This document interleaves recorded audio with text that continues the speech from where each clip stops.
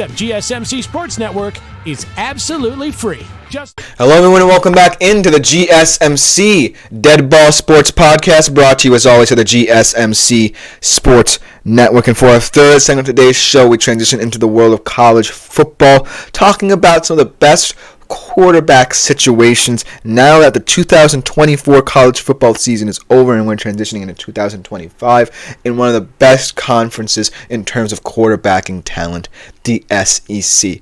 I know a lot of guys have left this conference and a lot of teams might be questioning who might step up in their place, but all the teams on this list seemingly have their situations figured out, and they're looking pretty good. These are all teams outside of, say, one who are on the outside looking in for the CFP because of their quarterback play, because they're returning this talent. They definitely have strong outlooks for next year. But without further ado, let's just jump right into it and talk about 5 quarterback situations to look out for in the SEC next year. Starting off with one that I really love.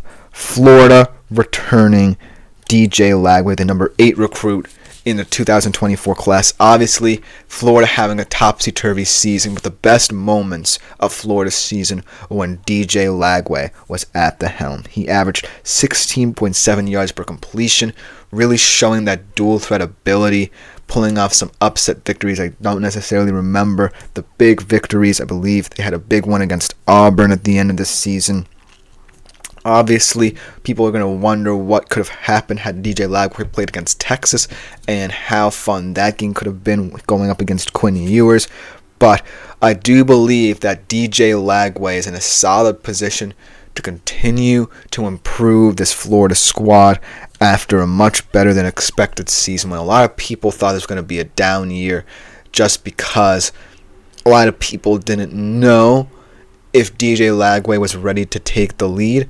But because of all the injuries to Graham Mertz, because of the indecision by Billy Napier, DJ Lagway found his way to the starting role, and when he was on the field fully healthy, he certainly looked like one of the most fun SEC quarterbacks to monitor throughout his illustrious career, hopefully at Florida, and gives them a lot of hope to be a sneaky CFP contender next year as well. So ultimately, really excited to see what DJ Lagway can do in year 2 leading this offense.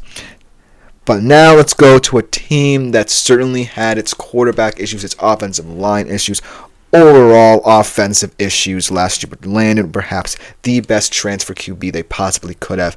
Oklahoma landing John Maytier out of Washington State, another transfer quarterback from Washington State looking to rejuvenate a program much like Cam Ward. He was the top QB according to ESPN in the transfer portal, so kudos to Oklahoma, even as a Texas fan, for getting him.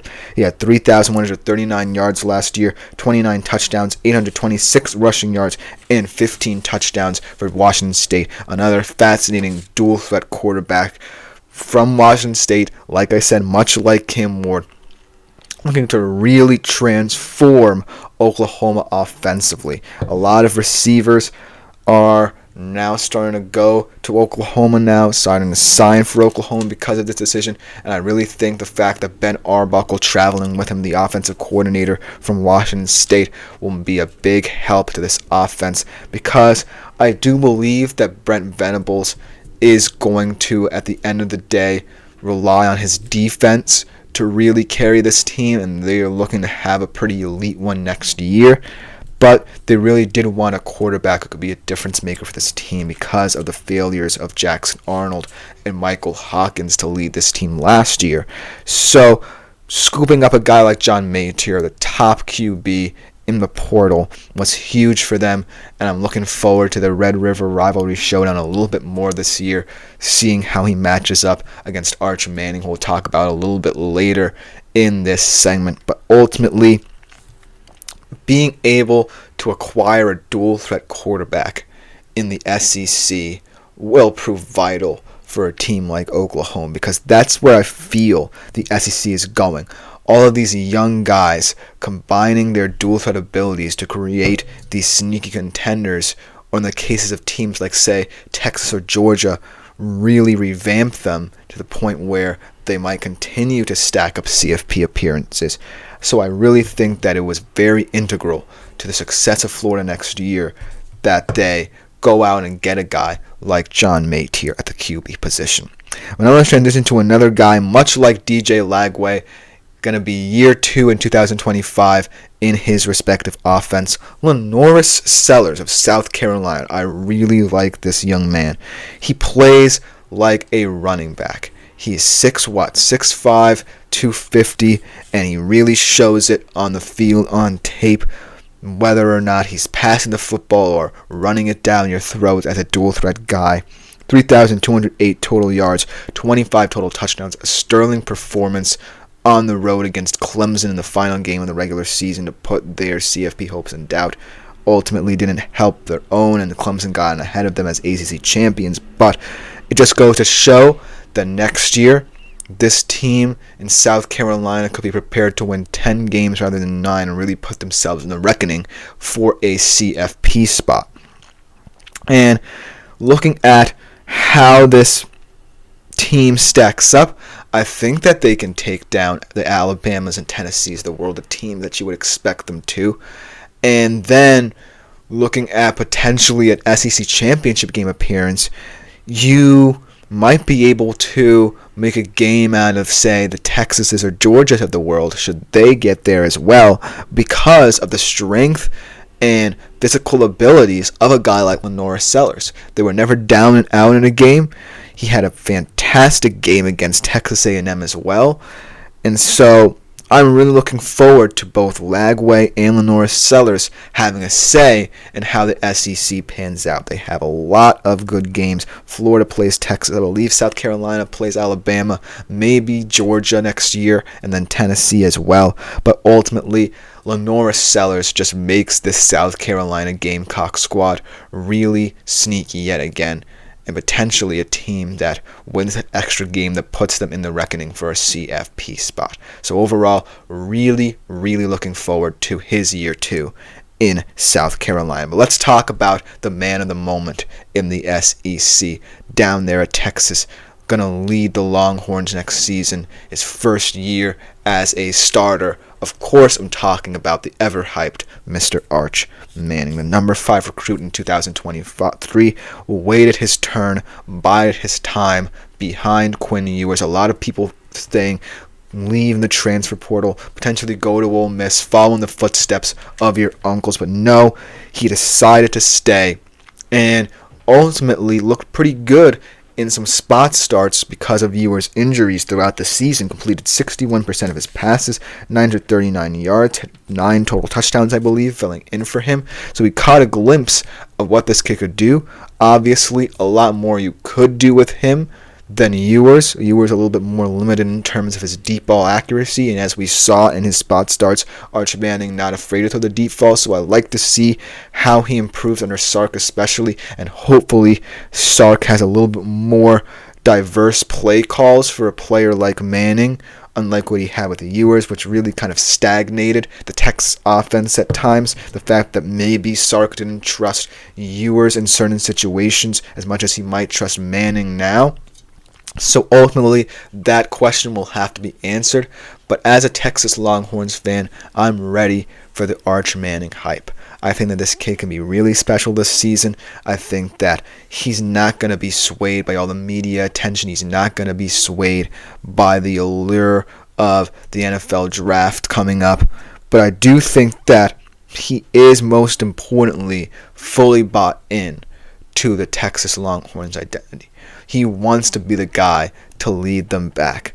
And I feel like before his Texas Longhorn career is done, he will have done so. I'm not necessarily certain that he's going to come back for 2 years. Maybe he does.